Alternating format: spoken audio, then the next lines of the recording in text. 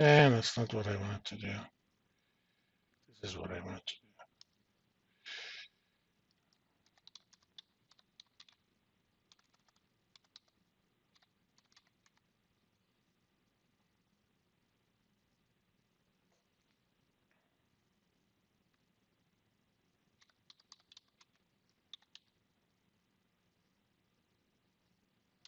So I want to do a little template that handles everything. I'm going to call that capacity. Let's call it tax capacity.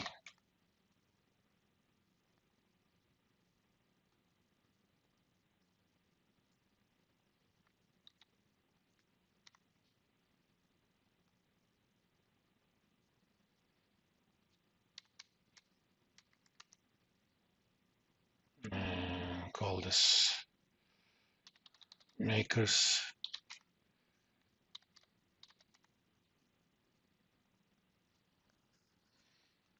So if it's not depletion, we're going to look at whether it's makers or straight line.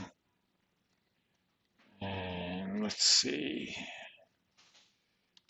Annual usage. This is going to be important only if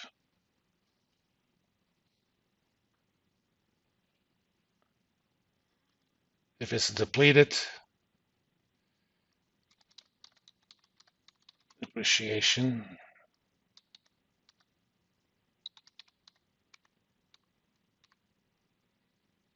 Let's call it depreciation percent.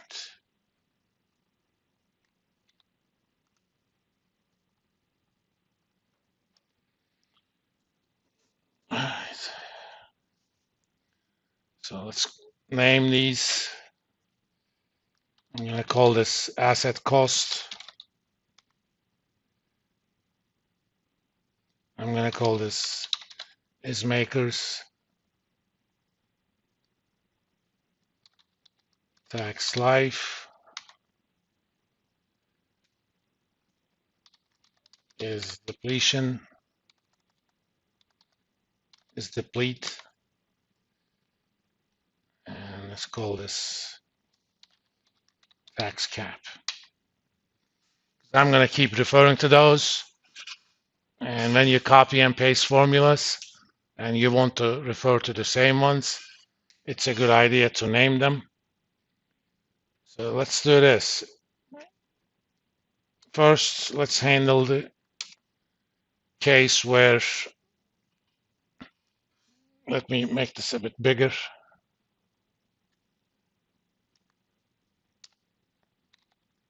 If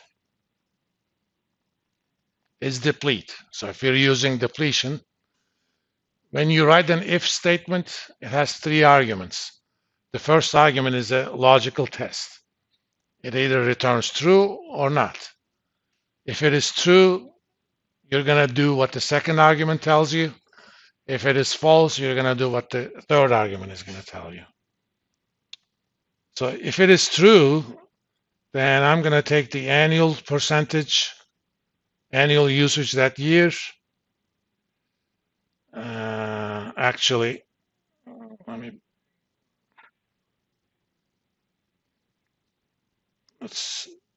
let's wait a little bit for that. Let's move this here.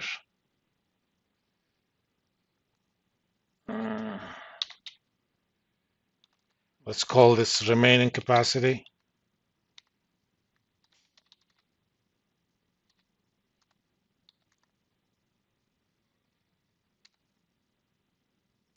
So after year one, tax capacity minus usage.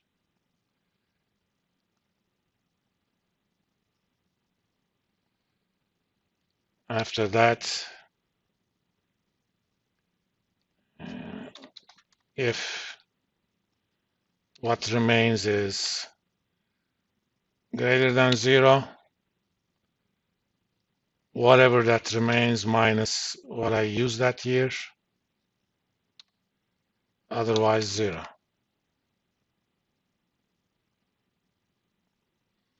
And do this max of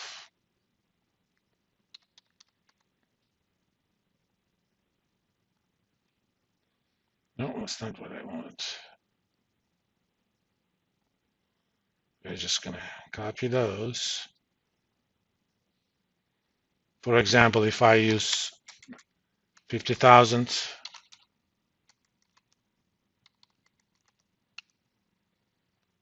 after that, they're all zeros. So once you use all the tax capacity, you can no longer write off anything. And for,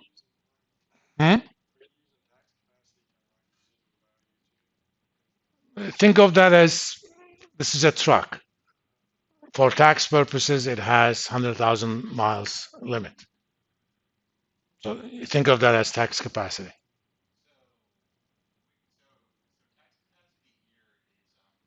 I don't think IRS calls that tax capacity, but uh,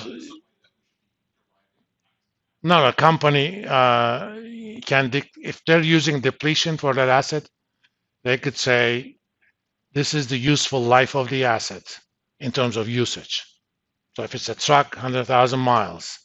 If it's a plane, I don't know, 500,000 miles, or depending upon the asset. It's rare, but for equipments, you can use it, especially if you're a leasing company. That's very important for you. When a leasing company leases vehicles, they maintain the legal ownership, which means they can write off the depreciation. That's why, especially in high interest environments, leasing cars are cheaper than buying cars in terms of monthly payments. Why? Because the company that leases you the car generates a tax benefit from it. That's why. But those are going to be relatively rare. I just want to give you guys something, that works in all three conditions. That's why I put it in there. All right. Now, if is deplete, I'm going to take that annual usage and divide that by the tax capacity. For now, I'll put 0 otherwise. So this is going to be percent. Let's make that true. And I'm going to actually turn those guys into traffic lights, green light, red light. But for now, I just put true and false. And so I'll convert in between.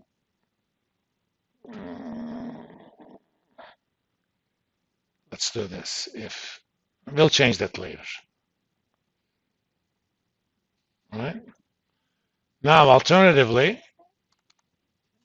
if depletion is not the method you're using, that means you're going to be using either straight line or makers, okay? If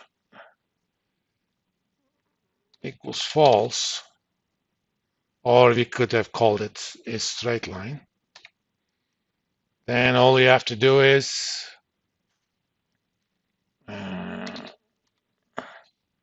if this thing is greater than the tax life, you get 0.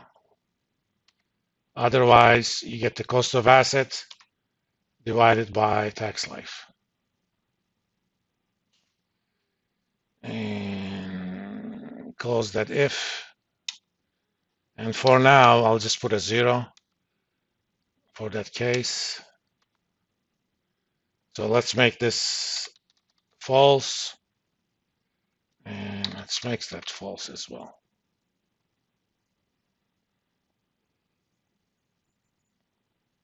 Oh, I divided the wrong thing. Since we're calculating the percentage, just 1 over, okay?